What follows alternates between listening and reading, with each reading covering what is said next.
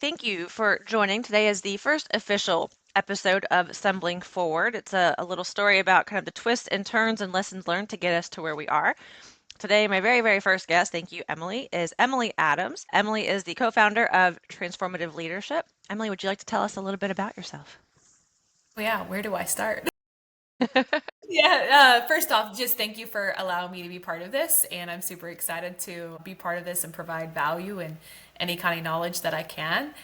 A little bit about me. So, born and raised in the Amish culture, left when I was 17, went through a culture shock. Fast forward, graduated from Purdue in organizational leadership and supervision. I had no idea that I was ever going to use my degree or not. I just wanted a degree because I only went to sixth grade education in the Amish culture. So never went to high Wow. school. Yeah, they only go to eighth grade, which is equivalent to a sixth grade education, elementary education. So how did you fill that gap between sixth to eighth grade and then college? What did you do in that process? So when I left, I started to I went to go get my GED. And Okay. that was the whole process because I never did algebra. I never wrote a paper a day in my life and then later published a book. So that's kind of funny. But there was things that they never taught in that school, language, English, writing, different things. So they just really taught the basics. And I went to go get my GED. From my GED, I was like, okay, I'm going to go get my degree. Like I'm going to go get my bachelor's degree. And I remember walking into the student advisor. I had just gone through a divorce too when I decided I was going to go get my degree. And I remember walking in and she goes, I was like, I want my bachelor's degree and I want it in 4 years. And she was like, that's not possible. You're a single mom of two boys. You're working full time. So I was working about 40, 50 hours in the automotive manufacturing space. I was a supervisor. And she's like, that's not possible. That's unrealistic. And I was like, you either give me a plan to get my degree in 4 years or I go somewhere else. I wasn't really tied to Purdue. Like I was like, whatever, it was close, it was convenient. And then I realized that I could start applying for all these grants and all these scholarships as a parent going back to school. So I graduated in 4 years debt free. I didn't have any debt with my degree. Fantastic. Yeah, so but Fantastic. it was a learning curve because I was now sitting in classrooms with, these younger people and I was there just to try to get my degree and get out. And so I stayed enrolled in school even in the summer months and that's kind of how I managed to graduate in 4 years. Looking back, it was a trauma response because staying so busy and staying in the loop was how I coped with divorce, with leaving the culture, and really finding out who I was as a person. So it was definitely a trauma response, but it served me in the moment. So that was that.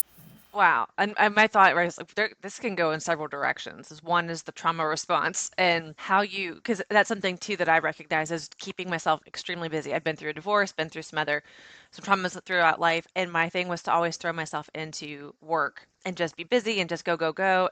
But at some point, you have to process those feelings and those emotions and things that come up from that to be able to healthfully move forward. So how did you handle that? Because then I'm going to have another question for you, but how did you Yeah. handle that piece of it? Really it was not until I went through a huge spiritual awakening where I sat down and started processing things. And that was really the hit of the hit. I had reached such a low bottom of like depression. One of my closest friends told me, she's like, you have two choices: take a vacation, because I never took a mom vacation. Like I was full on single mom all the time, career, corporate, just doing all the things, power lifted competitively because that was my outlet. And I got to this point where I was so burnt out. She was like, you either go check yourself in or go take a vacation. Those are your options that you have right now. And I took a solo vacation to San Diego and it changed everything for me because I was able to sit, process. I cried for the first 2 days while I was there. Just literally did nothing but cry. Like there was so much deep grief and I didn't know how to process. And instead I just like, pushed it down, pushed it down, pushed it down because that's what I was raised to do. You don't have feelings, you don't have emotions, you suck it up and you continue on. And so I did that for years and suppressed it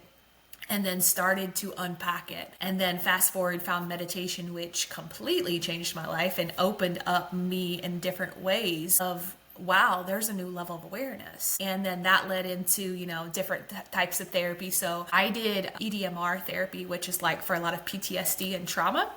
And that was a huge catalyst for me to kind of continue to grow, to continue to explore. And then I did a lot of self-development, inner work, went down a lot of rabbit holes, like you name it, I probably did it.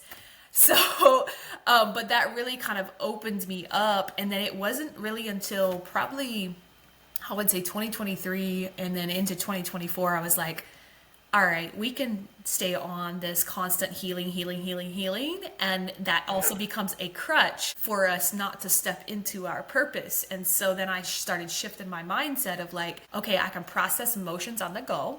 Just because it's emotion doesn't mean that it has to hold me there. And now when I have an emotion comes up, all right, it's allowed to be there, but I don't have to wallow in it. Like, I don't have to stay in this space of feeling constant sadness, and we can switch and change just like that. And also not labeling the emotions of like, oh, this is bad or this is good or this is, fear, happiness, sadness. They're all emotions and they're all great because they are showing us, they're reflecting. So yeah, it's been a journey. It's been a journey. Yeah, it sounds like it. That's super impressive. And I agree with you, the need to you do need to take time to heal. And that's something that I think a lot of people avoid is doing that. But you can get kind of like keeping too busy. You can get in that slump of always healing. And then like still it's keeping you from doing something else and moving forward. And so there is a fine line, I think, between doing the healing work, but also then moving forward and saying, okay, emotions are going to pop up. They are not me.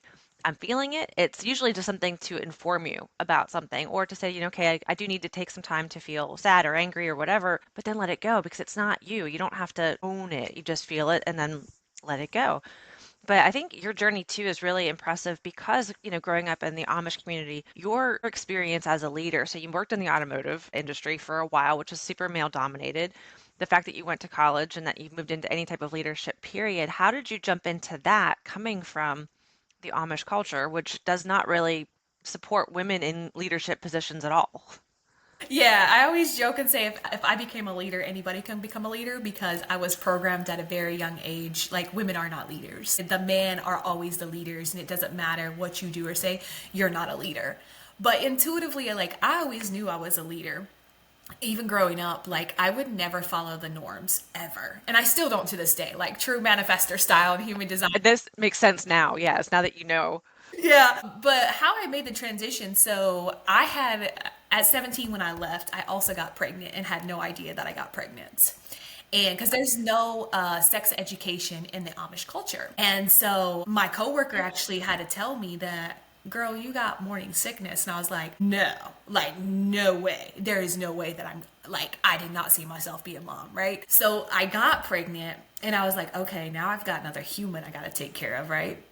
So then I was like, I need to find like something that's stable. And there was only one place that would hire me without a GED or without any kind of education. So I went into a manufacturer, automotive manufacturing, as a temp agent. Like, I was like, all right, just pay me, temp service. And they told me, if you got your GED, we'll hire you full time. So I ended up staying there and working up in my career there. And what I've learned there was it was my work ethic, the foundation of what my parents had instilled me as far as work ethic, showing up, doing your job and doing it very well, served me very, very greatly in that because I was able to move up in the company. So before I go into college, I was already at a supervisor level. So I was managing production from front to end, from the time the product started to the time it got shipped out, and then went into college. And then when I got my degree, I was like, all right, like, this place is not serving me. So I was like, I need something that is going to serve me, and put me in, like, I basically couldn't grow anymore in the company. Ended up leaving, and then I went to go work at Honda for a while. And it was interesting because even at Honda, it was basically very much like, I grew very quickly, and they told me, like, you're one of the ones that has grown the fastest, and we can't promote you anymore. And that was eye-opening. I was like, how can you not promote me? But they're like, well, you're already at reporting into the president on like this manpower level. Like, I was managing manpower and headcount on the M category. For you to promote more, like, you've only been here, a short amount of time. And I was like, whoa, like, that's crazy. And I can't believe. But what I did to get there was literally do my job and also look outside of the box and to really lean into the leader that I was. Like, oh, I know that I got this. I was handed some projects I had no idea how I was going to do. Like, I didn't know. I was like, I'll figure it out. And I can remember the one project that really kind of put me at the top was I was handed this project and they're like, cut your head count budget by 1.5 million. And I was like, what? And and mind you, I was the only female leader in this in this area, and I'm like, but my coworkers aren't getting cut. So it was kind of like this, okay, all right, we got to figure it out. And figured it out very much so, and put the processes in place, became very creative. And I remember the division manager was like, wow, I can't believe like you actually pulled that off. Awesome. And I was like, yeah, because when I'm put up against that, I know that enough about me that when I'm put up against a certain thing, I will figure it out. It doesn't matter, I will get resourceful, I will get creative to be able to figure that out, which that project taught me, you're not always going to know the steps, but you will know how to figure it out. You'll know how to move. That's it's awesome because sometimes when people are put up against the wall, they have that fight or flight or freeze or fawn response, and so sometimes they just I don't know what to do, so I'm just going to do either what I was told or I'm not going to do anything until someone else has to step in. So the fact that you're able to take that and do something productive with it, and then do something that was even better than what you were asked to do is impressive. And you think about I don't know if you've taken time to like really give yourself kudos, just because from the little bit that I know about you from talking to you a couple times your history and your experiences like you shouldn't be this good but you shouldn't like that's what I think is that all the stuff that's been ingrained in you and how you work like I love that you give your parents kudos for the work ethic because it does go a long way like work ethic is huge so it just attitude and effort is always huge but taking that and doing something even more impressive with that is incredible. So take some time to give yourself kudos if you haven't yet, because that's just your journey alone is great. And I can only imagine what kind of example you're setting for your sons and how they are probably viewing leadership and women in leadership. And, I also want to take a pivot to talk about your spiritual awakening, because that's something that I thought was really impressive too. And for those that aren't familiar, you're talking about human design and that you're a manifester, which is somebody who is a disruptor, who is going to challenge status quo. And it's something that so after I talked to you, I actually did my profile, and I'm a generator, which I know is in its own way, it's really great and impressive, but it's also like the worker bee of the world. So I'm like, womp womp.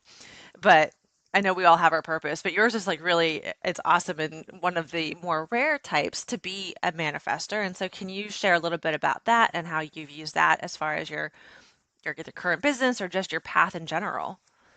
Yeah, so I would say if you don't know what your human design is, literally it takes less than 3 minutes to figure out your human design. And this was such a huge moment. I had a human design reading actually done by someone that was an expert in human design. And as she's telling me these things, I'm like, how do you know this about me? Like, how do you Yeah. know this? And so I started to do more work around it. And so manifestors, we're 9% of the world, and we're very much wired in a way. The way we work is very sprint and then rest. So I could be in a work sprint for 7 days, 21 days, and then I'll be like, all right, I need a break. And that break, if it lands on a Monday, Sunday, whatever, I'm taking a break because that's like my work. That's the way I work. I also am very like manifestors are high vision disruptors. They are not here to make you feel comfortable.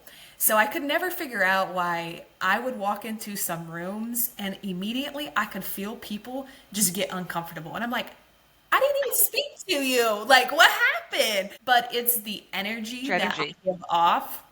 And I've had many people like, especially in dating, tell me like, you're so intimidating, like I can't be around you. And I used to take this as something negative, but then I understood like, no, this is just me really stepping in. I'm not being purpose like I'm not on purpose like trying to intimidate anybody, but I do know like I think very, very high vision. I think very, very big. I think differently. And I will question the status quo all day long. I will ask the questions. I don't have a problem with that. I disrupt it. And then when I look back of my life, I'm like, oh, well, that makes sense. My soul So much chooses to so. come into this Amish life where they're like, we're going to have all these rules for you. And I was like, no, you're not. You're not going to there. Like I was such a rebel in that way, but I couldn't use my voice at all growing up because I was just like, no, be quiet. Like, you're not allowed to, have those types of conversations. So fast forward, as a business owner, I can now understand why I work the way I work. And my business partner is a projector. And so I'm very high vision and I am great at starting things. And I will start the project and she comes in the back and closes the project. So we have this yin and this yang balance. And she says that when I'm in a sprint mode, she was like, you act like the world is on fire and we got to go.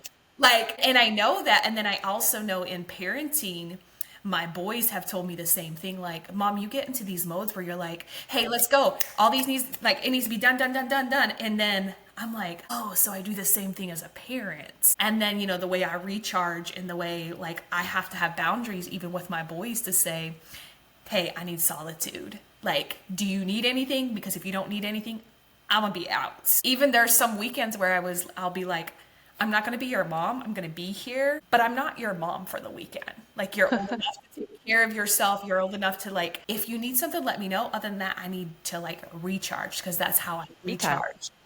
So it's just really interesting. And I always love to, like, understand people's designs, because if you have a lot of manifestors on your C level, it's going to be like butting heads, Yeah. because everybody has that vision and everybody wants, no, this is the direction we're going. Because But nobody has that follow through to actually get it the rest of the way. It's a bunch of ideas, maybe conflicting ideas, but then like no doing.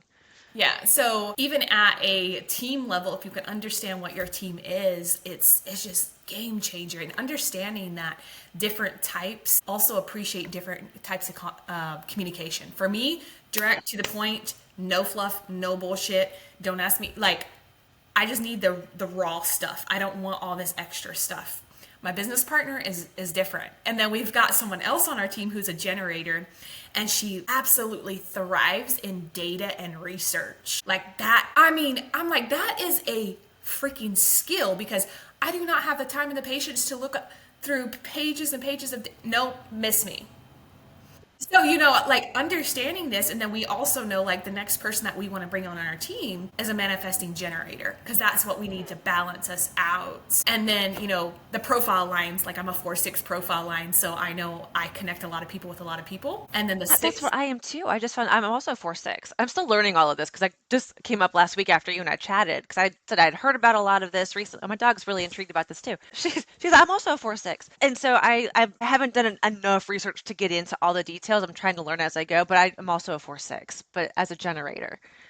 okay, that makes sense. So the four So pro teach me, Emily, what does that mean about us? So the 4 profile line is a lot of connections, connecting with a lot of connectors. So I know a lot of people and I have a lot of resources. And so anytime people is like I'm looking for XYZ, I'm like, hey, I got you. Like, I'll link you in an email. And with the 4 profile line, my biggest lesson that I was able to learn is having boundaries and not being a people pleaser. Because when you do this, you feel like you're drained and like people are just using your resources. And so now I choose to believe that I get paid to make connections. And if there's no reciprocity, I'm not connecting anymore. Because I've had people come to me multiple times for multiple connections and they've made tons of money off of it, but there was no reciprocity back. And so then I start to get bitter and I'm like, okay, we got to put some boundaries in place now. So as Yeah. a 4 line, that was one thing. And then the 6 line is very much role model. And so that's really stepping in as the expert, really stepping in into that role model leader position, which also makes sense why you are doing what you're doing as a 4-6 profile line. So, but the 6 line is one of the lines that I'm still integrating to really step into that expert position, to really own that leadership, because it's a huge role. There's a lot of responsibility that comes with that. And to really sit in that and understand this is how I operate. But yeah, I could go on and on about human design. It's an incredible tool. So I probably will follow up with you because like I said, I in the last maybe month, I've heard about it 10, 15 times just through different people's like posts or like on threads or just randomly. And I'm like, oh, okay, it's interesting. And then when you and I talked about it, I was like, okay, now like I definitely need to look into this because I keep hearing it. I feel like it's a sign like nudging me, like go check it out. So I finally checked it out and it is fascinating. And for me, again, I'm still just learning very, very basic level. But just for me, again, I feel like the generator is the worker bee, which sounds really unsexy when you talk about it. But we all have our However, purposes. But we have, which is super fascinating and it makes a lot of sense, is this energy. We have nonstop energy, especially if we are aligned with it. And that's something, when I love what I'm doing, I can work tediously. Go just whenever, do as much as I need to do, get it done. I can. And I can also make myself do things I don't like doing because I have this energy. However, I find myself burning out and becoming bitter and frustrated if it's not something that I am aligned with, which is I think my last job. I was there for only a few months and I loved my team. I loved what the job was. I did not like the culture and the environment, and I was not aligned with it at all. And I could force myself to stay because that's what I do. Like I can make myself do almost anything and I can come at it tirelessly. But I was like, it was starting to impact lots of parts of my life where I was feeling really frustrated and upset, and it was impacting my marriage. And I was at my desk like, 14 hours a day on weekends. Like I just really was burned out from it. And so I learned now, like, okay, yeah, you can, but if you spend your energy on things that are not aligned with you and your higher purpose, you're going to have those reactions. So it's really cool now because when I'm working on my current business, I love this stuff. I love to help people. I love to coach people. I want to develop people. And that's something where I can spend a lot of time. But also, then my energy tends to soak in people when I'm especially like in my zone. I attract a lot of people to me who want that energy because we help to motivate the rest of the other types with that energy. And so that's something you talk about boundaries is having to be mindful of who is in that circle and who is pulling from you. yeah. Because if it is one-sided or if it's not necessarily in the best of intentions, like that's something that can negatively impact the generators too. So it's super fascinating stuff. And it makes a lot of sense when you look back at it and say, okay, looking at my life now with this new lens, so it's interesting stuff. Yeah, and I would also say like one of the things that I've learned is the I initiate, I inform.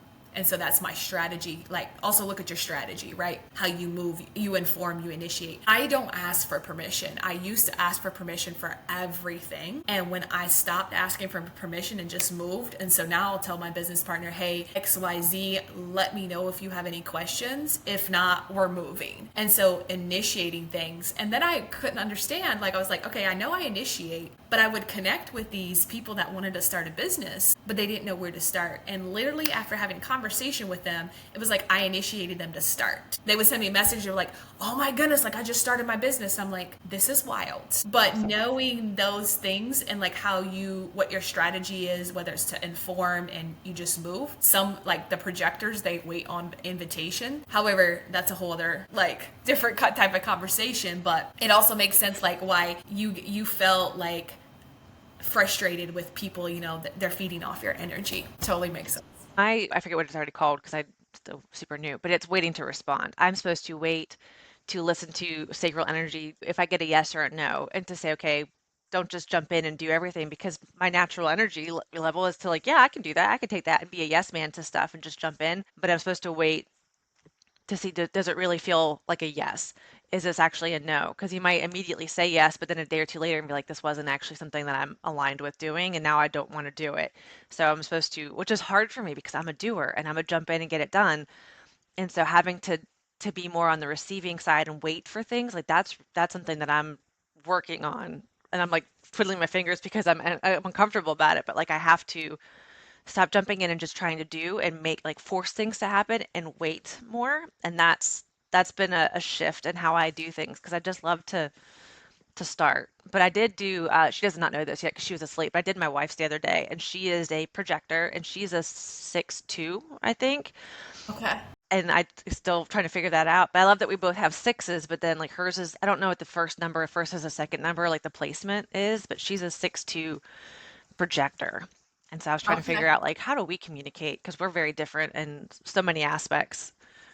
And one of the things I would say too that I have done before, I've taken my business partners because she's a projector. I think she's a 3-5 profile. And I've done it with my boys. I've taken them and put mine in it and put it in Chat GPT and literally said, based upon what you know, what are some of the things that maybe communication gaps or like how can we communicate? How can we be in a relationship? And also having those conversations. So I would go to my boys and I'd be like, and even my business partner. I was like, so does this resonate when I say XYZ? And they're like, yeah, how did you know? I'm like, chat GPT, like help me figure that out. So my son, who's a 6'2" profile, he's a manifesting generator. He's very much hermit mode. So he comes in and out. So he loves his space, loves his Yes. solitude, but at the same time can be very, very social. But when it's time to unplug, he needs to unplug. And then my other son, he's a manifesting generator 3-5 profile line. He learns through experiences.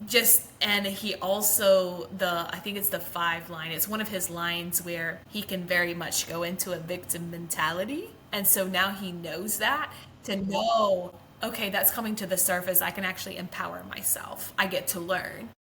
And Interesting. so just like understanding that, but yeah, use ChatGPT. That's what I've did. And I've also used it in a way to look at like, well, how does it feel good for me as a business owner to market my business? Because I inform, I'm direct and to the point. I'm not going to bullshit you. I'm not going to sell you something that you don't need. And so like, how do I really utilize this? And for me, I've learned like scheduling my content is important, because if I'm not in a work sprint, I ain't creating content. Like, I'm just not. So when I'm in a work sprint, I'm like, okay, cool. I can knock all this content out real quick and then I'm done. And that's, very much the way I work. So I would highly recommend to put it in ChatGPT. That makes so much sense. As soon as you said it, I was like, oh, duh, why did I not think about that yet? But yeah, like I said, just started doing this and I got her actual like time of birth the other day. And so at nighttime she had fallen asleep and I was like doo, doo, doo, on my phone in the dark and I was like, trying to just figure out like how all the things. I'm like, this makes so much sense though. It's super fascinating. And I think everybody loves doing any type of personality assessment or any type of assessment that tells you more about yourself. And so this is something that if you know your date and time of birth of are those people out there who make fun of the astrology girlies for wanting to know like what was your time and date of birth and location, but if you have that information, it does tell you a lot about like your inner workings and kind of why you are the way you are. And especially if your son has a little bit of a victim mentality and your style of communication being very direct, like that might be a source of conflict for you where that you both have to be aware of now, like, okay, I need to adjust how I say this and he needs to adjust how he receives that. It makes a lot of sense on how communication can go awry if you're coming at it from two very different places. Not even that it's miscommunication, it's just your lenses and how you filter things is so different. Yeah, I would say the other huge thing for this too is understanding how people like to be appreciated. So different design types like appreciation in a different way. So knowing and understanding that, and so for my business partner who's a projector, it's literally telling her like, wow, I see you. Like, I seen what you did, and like really acknowledging certain things. And then with my boys, it's completely different, right? They like to be appreciated in a different way. And I am not a celebrator. My business partner loves celebrating, and we'll hit a milestone. I'll be like, "Okay, cool, let's move on." And Next. she's like, "We didn't even celebrate." And I'm like, "Okay, go celebrate." And she goes, "No, we are going to celebrate." And You I'm like, can't celebrate by "Oh." yourself. That's a sad party, Emily.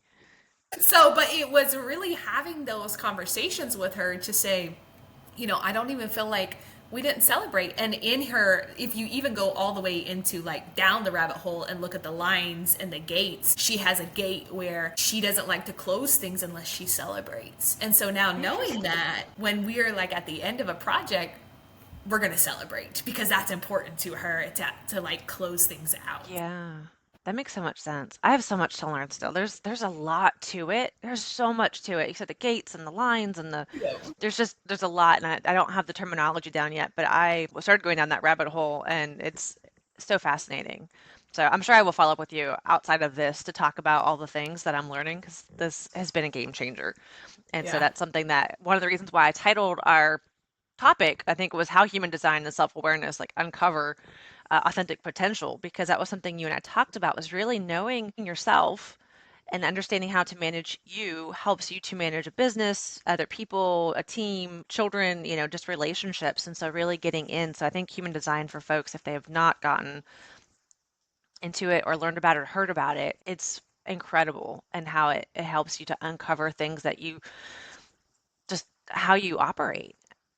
Yeah, and to also like for me it was almost my permission slip that I needed to be the authentic person, because I am very like bold in the way I move, and I have very much like I don't care. Like, I'm going to make the moves that I need to make. You either like it or you don't. And I've gotten, in the past I've gotten backlash for that, of like, why do you move that way? And I've been told, in the corporate space of like, yeah, you kind of need to Yeah. tone it down. And I'm like, tone it down in what way? Like, can you tell me more? Because I don't know what I need to tone down. So Yeah. now it's Just like, me. yeah, now it's like taking up all that space. And when we do that and we step into who we truly are, even when it's uncomfortable, we're like, a new me's coming to the surface, not sure what's gonna happen. But when we do that, we also start to trust ourselves more.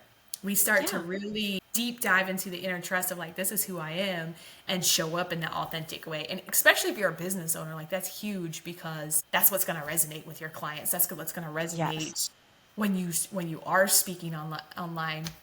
And it's always interesting anytime I meet someone online and then I meet them on Zoom or in person, they're like, "You're the same person." And I'm like, "Yeah, I'm the Yeah. same person." Yeah.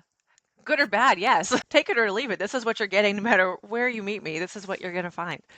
But I think it is super important, like you said, as a business owner, because there's probably not any single individual business that is completely unique. There's always multiple of something. And so what you're selling really is you and your version and your style of it. For me, like a lot of it is personality and the way I care about people and support people. And so for me, that's something that's really important is like I'm going to hold you accountable in a firm but fair way.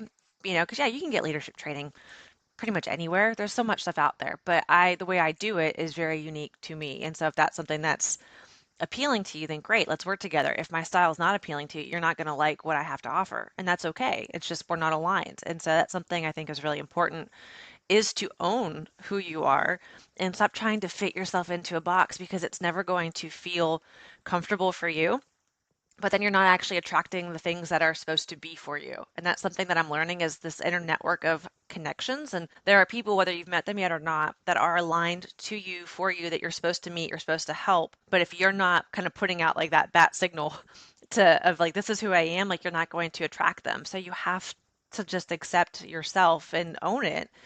And if there are things you don't like, you can work on those, but to really bring your best self to every situation is how you're going to find the people and things that are meant for you in this lifetime. Yeah, and I would also add that as you continue to grow, evolve, and expand, then you also get to leave behind those connections that are not meant for you. And Yes, that's it's huge. hard. Yeah. It's hard. I literally just wrote a blog post about that yesterday. It's so hard when you, especially if you're new to that, to understand that like it is okay to lose people that are no longer in this phase of your life. Like, go ahead. I didn't mean to cut you off on that, but it's just No. the timing is spot on. Yeah, and I think for me, it was really understanding that the people pleasing, like I had to heal the people pleaser. Like I Yeah. can't bring everyone with me to the top, or I can't bring everyone to the next level. They all get to make choices. And if they choose to stay here, that's their choice. And I don't control that. I'm only responsible for me and my actions. And for me, I know that I'm always going to be growing, evolving, and expanding. And anytime I have exited situations, places, things, and I've allowed myself, exit, grieve it, move on, something better has always come in. Yeah. No, it's beautiful. I said it's terrifying. It can be painful, but it's beautiful at the same time because you have a security blanket of your identity. So your job title, your past job, your a relationship, your friendships, and then when you start to shed those things, it's scary to lose them because that's familiar. You know what to expect from it. And so going out from something, even if you don't have anything left to gain, there's this safety in the familiar. And so like even though like I've outgrown it, this is not for me anymore. I know what to expect day in and day out versus this new thing where I don't know what's going to come, what's going to happen, but it is usually better. It is usually going to help you level up somehow. But it's scary to let go of that familiar and it's hard to because you still there are people or things that you care about. And so when you lose them, like it's a disconnect, like you stop having that relationship or that connection to things that once were important and valuable to you. So it's scary, but at the same time it's super beautiful because it's like what new things are unfolding, what new people am I going to meet, what new opportunities are coming that I have not been open to because I was filling those spaces with something else that is no longer mine to have. Yeah, and I think like the same thing can be said as we develop ourselves as leaders, right? There's characteristics that we get to embody. And so when we leave characteristics behind and we want to embody a new identity, whether that identity is like, I want to improve my communication skills, right? I've always communicated this way, but it's not serving. I know it's not serving. And now I need to embody something new to be able to be a better communicator. And it just hit me even yesterday is the desire to make a change has to be greater than your current behaviors, than your current circumstances. Because if not, you'll just stay in the same pattern. Yeah. And so sometimes it's also making that choice to remind ourselves, no, I made this choice. We're going to continue to do this. Like, we're going to continue to show up, even if it's uncomfortable. You know, Hmm. you can basically take this analogy in any part of your life and implement it. Yeah, that's super important.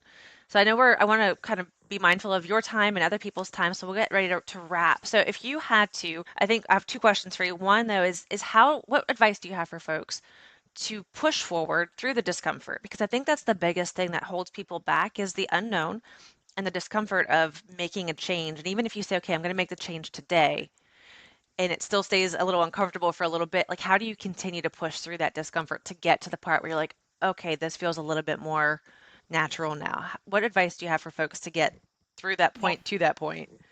My advice is discomfort is just a feeling. It's just like happiness. It's just like sadness. And so if you can embrace the discomfort, and there's been many a times in my life where I'm like, this is uncomfortable, but I can hold space for myself in this. And then on top of that, having a system or process in place. I'm huge on processes and systems. So knowing that I'm making this change, I have this system and process in place. So when the discomfort gets too heavy or it gets too much, the system's not going to fail me. And that system could be, you know, accountability partner, a coach, a project management plan that's like, this is the due date, you got to do this, right? Or maybe it's, you know, daily practices that help you stay grounded to continue to move forward. And sometimes we also get to understand why. Why do we want to push through the discomfort? And then the last question is, I mentioned that you're the co-founder of Transformative Leadership, but what is that and how can people find you after this if they're looking to either work with you or just want to talk to you or pick your brain about human design or anything like that? How do people get in touch with you? So the way you can find me, I'm Emily Adams on all the platforms, I believe. I am more active on LinkedIn and Threads and probably my YouTube channel than anything. My inbox is always open. Feel free to send me a message. There's no dumb question, like ask away. I'm an open book. That's how you can find me. And then Transformative Leadership was actually born out of my business partner and I, we met in the automotive industry and we realized there's a disconnect. Either operations are bad or leadership is bad. And if we can bring both of them together and align them, that's what companies need. And we take a very different approach on leadership development. It's very self-development mixed with some corporate tools, mixed with some accountability and radical responsibility. But that's what we do. We're not industry specific. So we work with all types of industries, real estate agents, even some authors, coaches, software industry, manufacturing industry, mining. So we basically take the same process. Our process is all customized too. So we don't just do a hey, here's your check sheet and go ahead and Yes. run with this. But we like to say that we meet everybody where they're at and we go as far and deep and wide as they want. So some clients will come and they're like, I just want one session. Okay, cool. We'll have one session. Other clients will be like, yeah, I need you for like a year because I don't really. So, and that's kind of our philosophy is we don't want to sell you into a program. We want to make sure it's aligned on both sides. I think that's awesome. That's great. Excellent. Well, Emily, thank you very, very much for taking the time to chat with me today, for being my first guest. I called her a victim, the first victim before we started recording, but thank you for being my first guest on this Thank Stumbling you. Forward webinar series. I don't know what we're going to call it, but thank you. And again, I will put some details and things we can link underneath the recording on this for any of your contact info and whatnot if anyone has any questions. Thank you very much. I hope you have a good rest of your day, and I'm going to go ahead and stop recording here.